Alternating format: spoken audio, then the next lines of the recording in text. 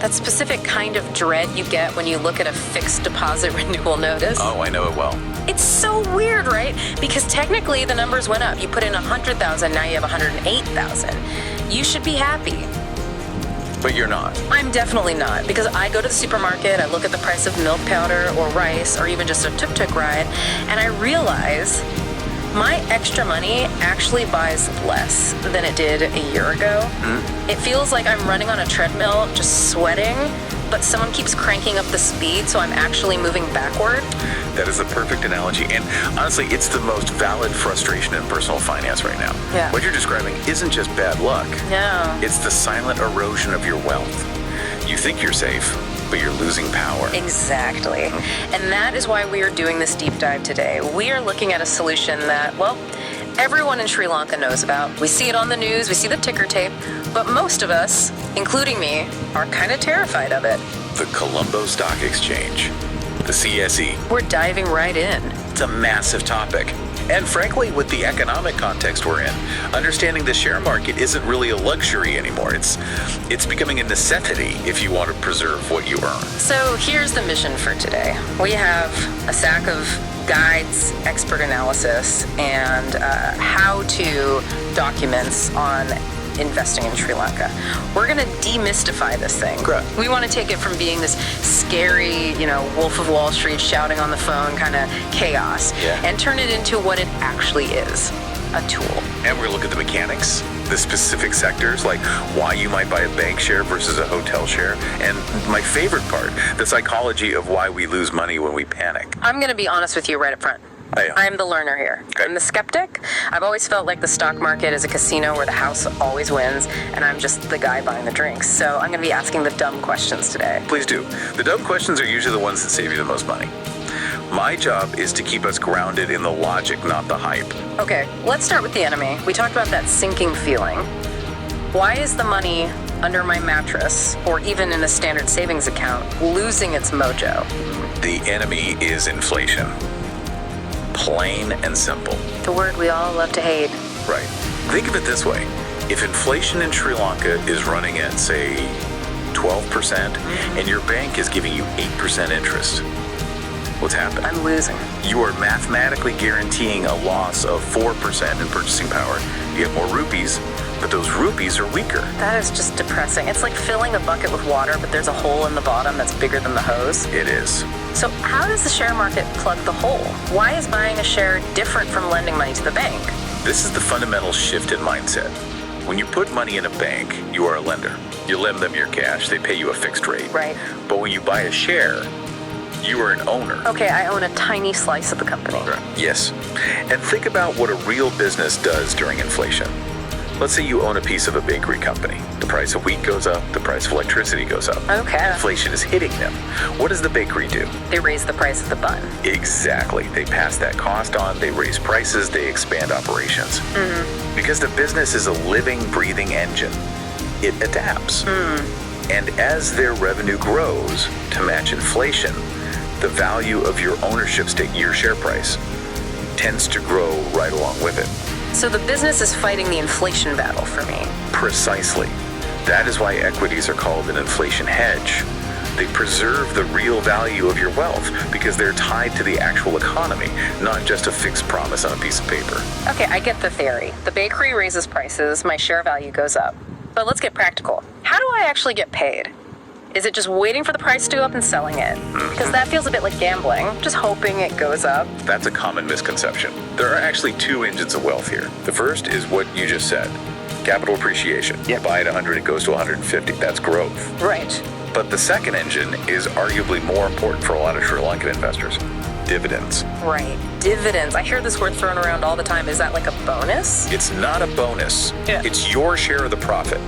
If that bakery makes 1 million rupees in profit, they might decide to keep half to buy a new oven. Okay. And pay the other half out to the owners. That cash comes directly to you. So even if the share price doesn't move, let's say the market is boring and flat for a whole year, I still get paid. Yes. And this is crucial. In Sri Lanka, many established companies, banks, telecom, conglomerates, have a very strong culture of paying dividends. If creates a steady cash flow. It's almost like renting out a house. Go on. You own the house, the value of the house might go up over 10 years, but you're also collecting rent every single month. That is the perfect analogy.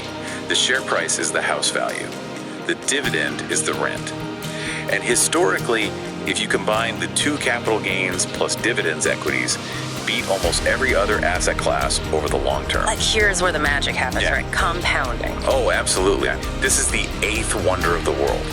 If you take that dividend check, that rent money, and instead of spending it on dinner, you use it to buy more shares. I buy more of the machine that makes the money. Exactly. Now you have more shares paying you even more dividends next time, which buys you even more shares. Over 10 or 20 years, save for retirement or a kid's education fund, that snowball effect is massive. Okay, the math works. I'm with you on the math, but I have to play the skeptic again. Do it. I feel like there's a massive cultural barrier here. When I think of the stock market, I think of guys in Columbo 7 wearing suits, smoking cigars, making deals on the golf course. It feels like a private club. That is the old boys club myth. And honestly, 20 years ago, maybe there was some truth to it. It was manual, it was clunky. They're not anymore. But today, that barrier is gone. Gone completely. The barrier to entry is shockingly low. We're talking about students, salaried employees, retirees. You can start with a few thousand rupees. You don't need millions. And it's all online. And the biggest change is that it's digital. So I don't need to know a guy who knows a guy. Not at all. It's transparent. Everyone sees the same prices on the screen at the same time. Okay, but is it safe? And I don't mean will the price go down. I mean, is the system safe? We hear horror stories about scams. If I give my money to a broker, is he going to run away to the Maldives with it? That's a fair fear. Yeah. But you have to distinguish between market risk, which is the price moving, and systemic risk. The Sri Lankan capital market is highly regulated. Okay. There is a referee on the field called the SEC, the Securities and Exchange Commission. But does the referee actually have a whistle? Or are they just watching? They have a whistle and cards. They enforce strict rules on how brokers handle your money. They demand that companies disclose their financials. If a listed company tries to hide a massive loss, the SEC steps in. I see. It's vastly safer than, say, lending money to your cousin for his guaranteed business idea. Okay, point taken. My cousin still owes me $50,000. There you go. So we have a referee, we have access. Let's walk through the actual how-to. I'm the learner, I'm sitting on my couch, I want to start. What do I do? It's a 3-step process, and you can do almost all of it without leaving that couch. Okay. Step 1, open a CDS account. CDS, Central Depository System. Right. Think of the CDS like a bank vault for shares. When you buy a share, you don't get a paper certificate anymore. It's an electronic entry in your CDS account. It proves you own it. Got it. Step 2. Choose a licensed stockbroker. You can't just walk into the stock exchange and shout, buy. Right. You need an intermediary. And are all brokers the same? The license is the same, but the service differs. Some are bare bones, just an app to trade. Others provide deep research reports, investment advisors, phone support. So as a beginner. As a beginner, you might want one that offers good research. Makes sense. And step 3 is just paperwork. The usual suspects. NIC or passport, proof of address, and your bank account details. Yeah. So they know where to send those dividends. And the best part is, most brokers now have an app where you just upload photos of these, sign digitally, and you're live in a day or two. Okay, so I've done the paperwork. I log into the app, and this is where the panic sets in. I see a dashboard. There are red numbers, green numbers, flashing charts. There are hundreds of companies. How do I filter this noise? How do I know what to actually buy? This is the menu problem. You're at a restaurant with 300 dishes. Right. To make it manageable, you need to look at sectors. The Sri Lankan market is divided into different industries, and each has a different flavor or purpose in your portfolio. Okay, give me the tour. What are the main courses? Let's start with the heavy hitters, banking and finance. The big banks. Yes.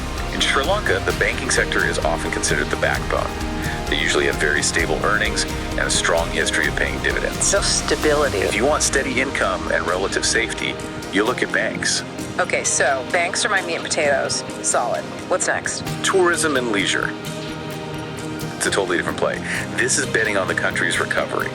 As tourist arrivals go up, hotels fill up, their earnings jump. It's a growth play. Right. If I think the next 3 years are going to be great for tourism, I buy hotels. Exactly. Then you have energy and power. These are defensive. How so? Think about it. No matter how bad the economy gets, people need electricity. businesses need power. So these companies tend to have very stable demand. The lights stay on. Right. And then consumer goods. Companies making soap, milk, biscuits. Even in a crisis, you brush your teeth. Yeah. These are defensive stocks. They protect you when things are volatile. Okay, so I pick a sector, but how do I know if a specific company is cheap or expensive? I see a share price of 50 rupees and another at 500 rupees. Is the 50 rupee one cheaper? Ah, that is the classic trap.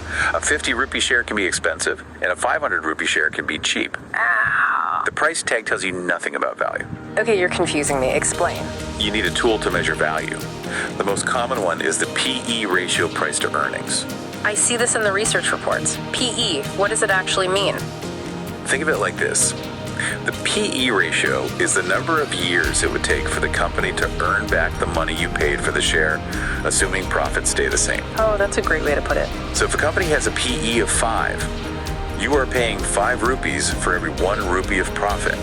It pays for itself in 5 years. Okay. If a company has a PE of 50, it takes 50 years. So generally, a lower number is better. Generally, yes.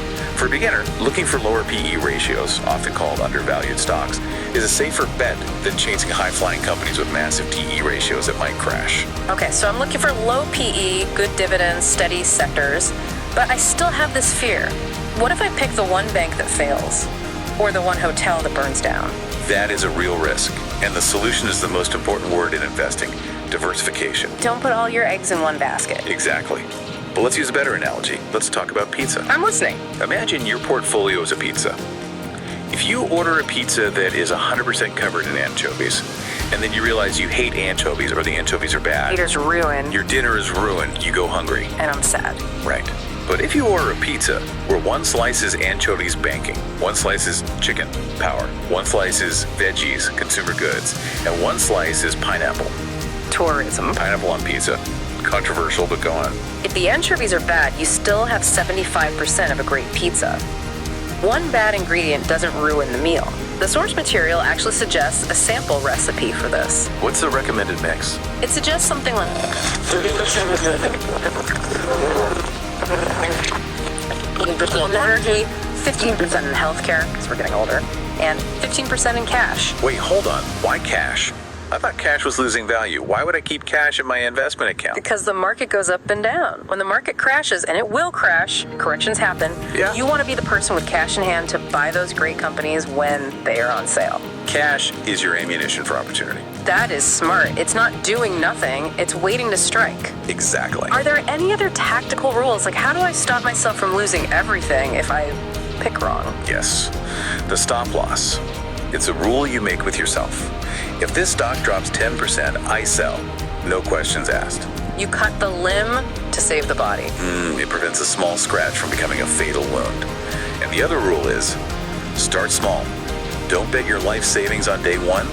Start with an amount you could afford to lock away for 3 to 5 years. Right. And please, whatever you do not borrow money to invest. Oh God, no. Investing with a loan sounds like a recipe for a heart attack. It amplifies your losses. If the market drops, you still owe the loan plus interest. It's a disaster. Okay, we've covered the mechanics, the sectors, the valuation, the risk, but Yeah. there is one piece left, and I think it's the hardest one.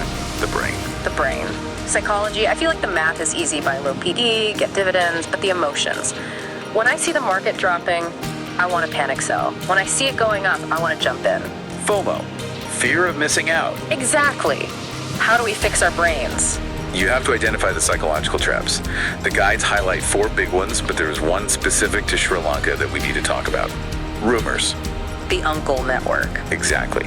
You're at a wedding, and an uncle tells you, "Shh, I heard this company is going to be acquired. Buy now." Hot tip, guaranteed returns. That is the fastest way to lose money. In the stock market, by the time you hear the rumor, the smart money has already moved. You are the last one to the party. You're buying the peak. So, rule number 1, ignore the uncle at the wedding. Rule number 1, do your own research. Rely on the broker reports, not gossip. Rule number 2 is patience. Wealth isn't built overnight. If you are checking your trading app every 10 minutes, you are doing it wrong. Guilty. You are stress testing your heart, not your portfolio. It's addictive, though. It is.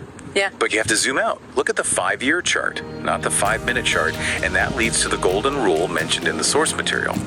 I think this should be tattooed on every investor's arm. Smart investing is not about timing the market, but about time in the market. I love that. Unpack it for me. Everyone tries to time the market. They try to buy at the exact bottom and sell at the exact top. It's impossible. Even professionals can't do it consistently. Right. But time in the market means you stay invested. You ride out the volatility. You collect your dividends. You let compounding work its magic for years. That is how you win. So it's not a sprint, it's a marathon where you just have to keep running. Exactly. A 5-year plan looks like this. Year 1 is learning and making small mistakes. Year 3 is increasing your monthly contributions because you're confident. Year 5 is reviewing and optimizing. You don't get rich in year 1. That sets the expectation nicely. So let's wrap this up. We've covered a ton of ground. We have.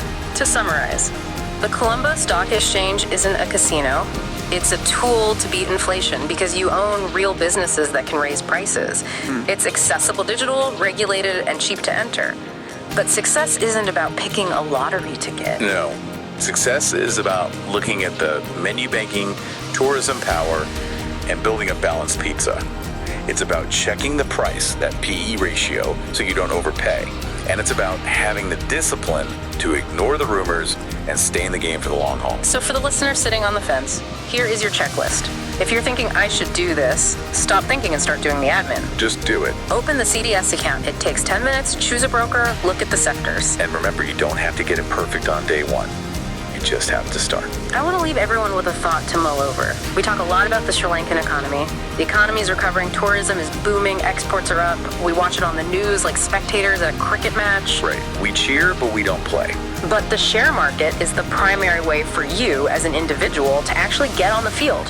When a hotel is fully booked, if you own shares, you profit. When a bank does well, you profit. That's a powerful perspective. It shifts you from a bystander to a participant. Exactly. So the question is, as the country develops and grows over the next decade, are you going to watch the economy grow from the sidelines? Or are you going to own a piece of it? That is the question. Thanks for listening to this deep dive. Go open that account. We'll catch you next time.